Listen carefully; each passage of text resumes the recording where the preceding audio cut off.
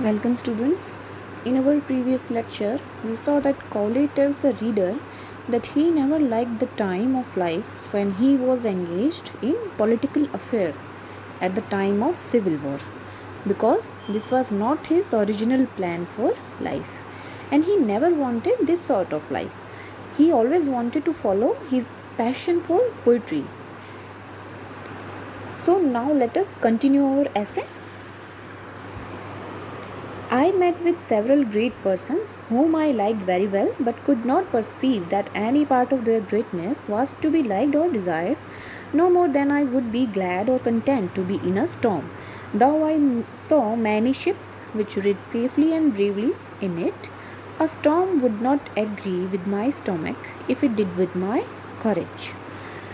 So Cowley is saying that at the time of civil war, he was banished from his country, okay, and he lived at the court of Paris along with the queen. At that time, he met with several great persons whom he liked very much, but he could not understand that any part of their greatness was to be liked or desired. Okay, he says that he liked their greatness just because it was the time of public storm. It was the time of civil war. यहाँ जो public storm या storm की जो बात हो रही है, ये स्टॉर्म आया है सिविल वॉर के लिए. ओके और ये जो शिप्स यहाँ पर आप वर्ड दिख रहे हैं, ये शिप आया है पीपल के लिए, आया है लोगों के लिए आया है. Okay Cowley says that I met with several great persons. So he met with several great persons at the time of his banishment in Paris, whom I liked very well, whom he liked very well, but could not perceive that any part of their greatness was to be liked or desired. But he could not understand that any part of their greatness was to be liked or desired. लेकिन उनको ऐसा नहीं लगता था कि इन महान लोगों की महानता को पसंद करने की कोई वजह होनी चाहिए या नहीं. He was doubtful about that thing. No more than I would be glad or content to be in a storm. The only reason that he liked them very much because it was the time of civil war. Okay, civil war का time था. वो storm जिसे हम कह रहे हैं, उस वक्त उनको कौले को महान लोगों की ग्रेटनेस थी, वो थोड़ी बहुत अच्छी लग रही थी बिकॉज वो टाइम ही कुछ ऐसा था. Now I saw many ships which rid safely and bravely in it. वो कह रहे हैं कि मैंने ऐसे बहुत सी शिप्स देखी. शिप्स यहाँ जो आया है पर्सनस के लिए आया है, पीपल के लिए आया है. ऐसे कई लोगों को देखा विच रिड सेफली, जिन्होंने इस स्टॉर्म के अंदर भी बहुत सेफली और ब्रेवली इस स्टॉर्म में जो था उसको सर्वाइव किया. A storm would not agree with my stomach if it did with my courage. Now he says that this difficult time of civil war was handled very bravely and safely by many people. But he says that the time of civil war was really tough for him because livelihood was difficult at the time of civil war. Livelihood मतलब आजीविका चलाना अपना उस वक्त civil war के time में बहुत मुश्किल था और काउले यहाँ उसी की बात कर रहे हैं. And civil war was the time appropriate to show courage, okay, but it was not appropriate for easy and good livelihood. जो सिविल वॉर का टाइम था वहाँ करेज दिखाने के लिए तो अप्रोप्रिएट था, but Cowley is saying that it would not agree with my stomach. Stomach जो आया है वहाँ लाइवलीहुड के लिए आया है, यानी कि अपनी आजीविका चलाने के लिए वो जो टाइम था वो बहुत मुश्किल या डिफ़िकल्टी से भरा हुआ था. Though I was in a crowd of as many good company as could be found anywhere. Now he is saying although I was in a really good company at that time because he was living at the court of Paris. Okay. Though I was in business of great and honorable trust, and he is saying that he was doing great and honorable work at that time when he was banished from his country. Okay. Though I ate at the best table and he was eating best food with the best possible company of people. जितना भी best food possible हो सकता था उस time में वो उस वक्त उनको वही मिल रहा था at the time of civil war when he was banished from his country, and enjoyed the best conveniences for present subsistence that ought to be desired by a man of my condition in banishment and public distresses. And he is saying that he was enjoying best possible livelihood conveniences means सुविधाएं, and for present subsistence, subsistence का means होता है livelihood या फिर आजीविका, यानी कि he was enjoying best possible livelihood at that time of banishment. Okay, वो अपने बैनिशमेंट के टाइम में भी पूरी सुविधाएं पा रहे थे और इस चीज़ के लिए वो अपने आप को फॉर्चुनेट मानते हैं। Yet I could not abstain from renewing my old school boy's wish in a copy of verses to the same effect. Yet I could not abstain. Abstain means restrain करना, खुद को रोक पाना. From renewing my old school boy's wish. Renewing यहाँ जो आया है वो resume करने के लिए आया है. He is saying that yet I could not restrain.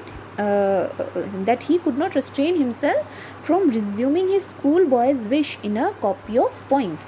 जो उनकी स्कूल बॉयज़ की डेज़ की जो इच्छा थी वो अपने उसको एक पोइम के रूप में देने से खुद को रोक नहीं पाए. वो क्या है? Well then I now do plainly see this busy word and I shall never agree. वो चीज़ क्या थी? He is saying that now I can plainly and clearly see this busy word. Okay, अब वो कह रहे हैं कि अब इस वक्त जो है सिविल वॉर के टाइम में वो इस पूरे वर्ड की जो बिजी वर्ड है उसकी क्लियर पिक्चर देख पा रहे हैं. And I shall never agree and he will never agree with the state of word, कि उनको क्योंकि इस तरह की ज़िंदगी कभी भी पसंद नहीं थी, इसलिए वो कह रहे हैं कि I will never agree with the state of word. Okay, and I never then proposed to myself any other advantage from His Majesty's happy restoration but the getting into some moderately convenient retreat in the country. यहाँ जो majesty की बात हुई है, his majesty, ये Charles second के लिए आया है. और रेस्टोरेशन जो है, ये जो मोनार्की जब वापस आ गई थी आफ्टर सिविल वॉर जब एंड हो गया था उसके बाद रेस्टोरेशन का टाइम आया था, यानी कि मोनार्की वापस आ गई थी, राजाओं का जो राज्य था वो फिर से शुरू हो गया था.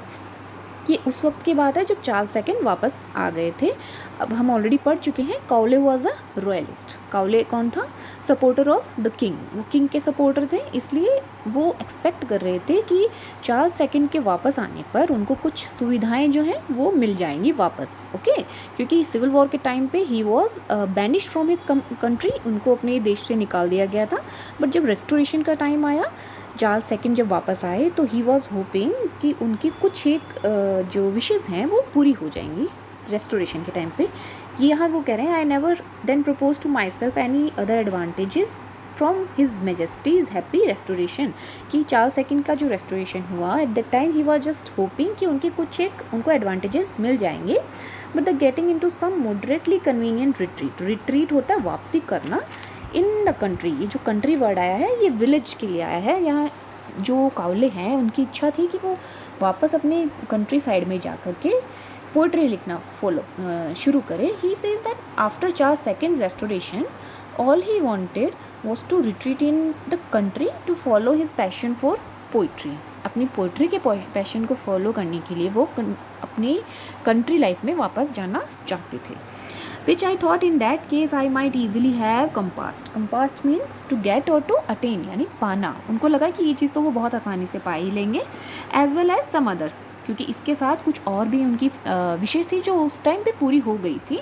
With no greater probabilities and pretense have arrived to extraordinary fortune. उनकी कुछ और भी इच्छाएं थी जो कि बहुत अच्छे तरीके से पूरी हो गई थी. With extraordinary fortunes, जिनके पूरी होने की प्रोबेबिलिटीज़ यानी संभावनाएं, और प्रिटेंस यानी जो दिखती नहीं थी कि पूरी हो पाएंगी, बट वो भी विशेष उनकी पूरी हो गई थी.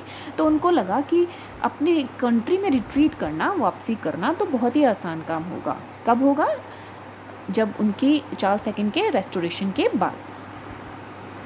But I had before written a shrewd prophecies against myself. अब वो कहते हैं कि he had written a prophecy against himself which is inspired by Apollo.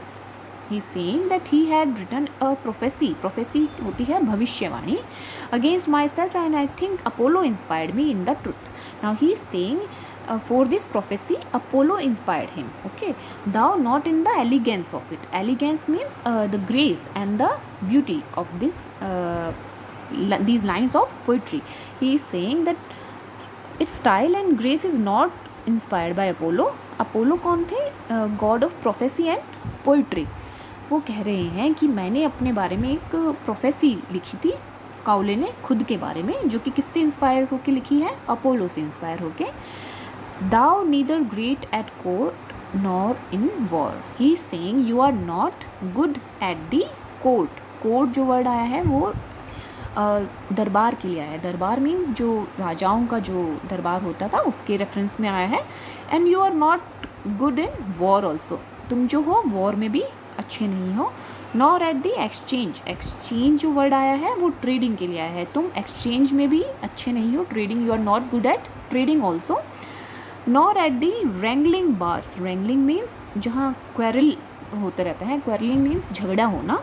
ये जो बार वर्ड आया है ये उस कोर्ट के लिए आया है जो हम आज यूज़ करते हैं. ये वर्ड कोर्ट यानी जो कचहरी वाला कोर्ट होता है. यहाँ वो कहना चाह रहे हैं thou neither great at court nor in war. That you are not good at court nor in war. You are not good at exchange also. तुम ट्रेडिंग में भी अच्छे नहीं हो. Nor at the wrangling bar. और तुम court में लड़ने के लिए भी अच्छे नहीं हो. Content thy self. कंटेंट में satisfy your self with the small barren praise which thy neglected verse does raise. You should satisfy yourself. You should feel contented with the unproductive praise. This barren means unproductive या झूठी प्रशंसा जिसे आप कह सकते हैं. unproductive praise which is raised by your neglected poems. तुम्हारी जो नेगलेक्टेड पोइम्स तुमने लिखी है उससे जो तुम्हें थोड़ी बहुत प्रशंसा मिल रही है तुमको उसी से अपने आप को कंटेंट कर लेना चाहिए. Or you should feel satisfied with this. However, by the feeling of the forces which I had expected, I did not quit the design which I had resolved on. Now he is saying gradually with the time I expected that I would lose my interest in the poetry. Cowley is saying कि उनको लगा कि time के साथ साथ शायद वो अपना पोइट्री में इंटरेस्ट जो है वो खो देंगे. However, by the failing of the forces, जैसे जैसे उनकी क्षमता कम होती गई. Okay, failing of the forces which I had expected. जैसा कि मैंने एक्सपेक्ट किया था. I did not quit the design which I had resolve on. मैंने अपना जो प्लान था जो कि मैंने रिजॉल्व किया था, निश्चय किया था, उसको कभी भी क्विट नहीं किया यानी छोड़ा नहीं. I cast myself into it a corps perdu. Corps perdu means desperately. मैंने उस चीज़ को बहुत ही डेस्परेटली फॉलो किया. Cowley is saying that I desperately followed it without making capitulations. Capitulations means किसी तरह का आत्मसमर्पण किए बगैर मैं अपने उस पैशन फॉर पोइट्री को फॉलो करता गया. Although he was not expecting it because he is saying that I expected that I would lose my interest in the poetry but this never happen. I never quit the plan that I had resolve. जो भी Cowley ने plan किया था उसको उन्होंने कभी छोड़ा नहीं क्योंकि वो लेटर लाइफ में वो वापस अपनी पोइट्री की तरफ जो इंक्लिनेशन था उसकी तरफ वापस आ गए थे. और टेकिंग काउंसिल ऑफ फॉर्चून या फिर भाग्य से सलाह लेकर मैंने अपने उस चीज़ को छोड़ा नहीं यानी कि भाग्य के विरुद्ध जाकर भी उन्होंने अपने उस पैशन को फॉलो किया. But God loves at man who says to his soul. लेकिन जो भगवान हैं वो ऐसे आदमियों पर हंसते हैं जो कि अपनी सोल से कहते हैं टेक दाई ईज यानी कि आराम से काम करो. I met presently not only with many little encumbrances and impediments but with so much sickness. अब वो कहते हैं कि I met presently not only with many little encumbrances. Encumbrances होता है किसी तरह का बर्डन होना and impediments means बाधाएं आना. कि अब उनकी लाइफ में बहुत सारा बर्डन और बाधाएं आ रही हैं but with so much sickness और वो बहुत ज़्यादा सिक भी फील कर रहे हैं. A new misfortune to me जो कि उनके लिए एक अलग ही दुर्भाग्य की बात है. as would have spoiled the happiness of an empress as well as mine. और ये सब जो difficulties that he is experiencing in his life ये enough है किसी भी emperor को भी sad feel कराने के लिए क्योंकि इस वक्त वो खुद भी यही फील कर रहे हैं. Yet I do neither repent nor alter my course. फिर भी वो जो उन्होंने अपना जो कोर्स है यानी जो राह उन्होंने चुनी है वो उसको कभी भी रिपेंट नहीं कर रहे हैं यानी पछता नहीं रहे हैं ना ही वो उसको ऑल्टर कर रहे हैं. ऑल्टर मीन्स चेंज करना. ओके इन सब इम्पेडिमेंट्स के बाद भी वो अपना जो डिसाइडेड कोर्स है उसको चेंज नहीं करना चाहते. Nothing shall separate me from a mistress.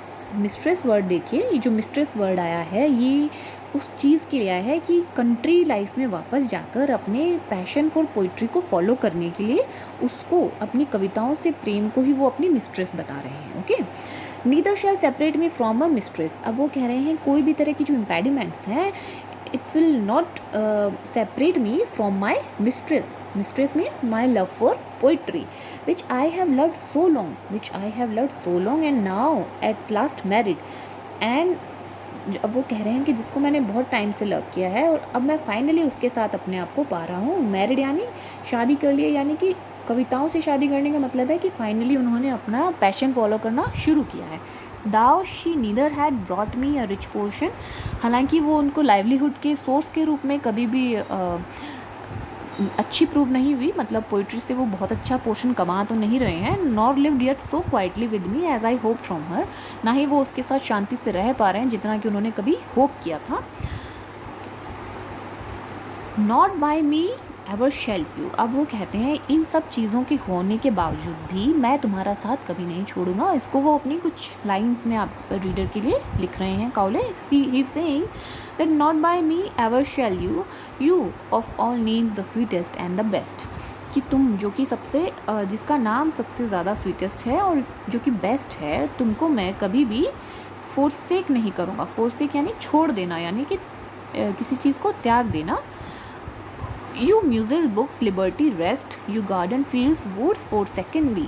हो सकता है कि म्यूजिक यानी गॉडेस होती हैं ये, बुक्स में, लिबर्टी में, रेस्ट में, किसी गार्डन में, फील्ड में या वुड्स में, वुड्स मीन्स जंगल जो होते हैं, वहाँ तुम्हें हो सकता है भुला दिया जाए, फॉर सेकेंड भी, या छोड़ दिया जाए, बट जब तक मेरी लाइफ है, as long as life itself forsakes not me, जब तक कि लाइफ मुझे खुद नहीं छोड़ देती तब तक मैं तुम्हारा साथ नहीं छोड़ूंगा। किसका?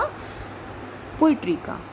यहाँ जो कावले बात कर रहे हैं वो पोइट्री के लिए ही उन्होंने ये सारी लाइन्स लिखी हैं। That nor shall me ever, not by me ever shall you, कि मेरे द्वारा तुम कभी भी भुलाई नहीं जाओगी। फोरसेक यानी कि त्याग देना या फिर छोड़ देना।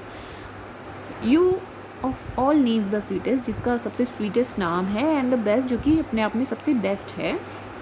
ये पॉसिबिलिटी है कि तुम म्यूजिक बुक्स लिबर्टी रेस्ट में, गार्डन्स में, फील्ड्स में या वुड्स में हो सकता है तुम्हें फोरसेक कर दिया जाए, यानी कि भुला दिया जाए, लेकिन जब तक मेरी लाइफ है, as long as I live, I will never forsake you.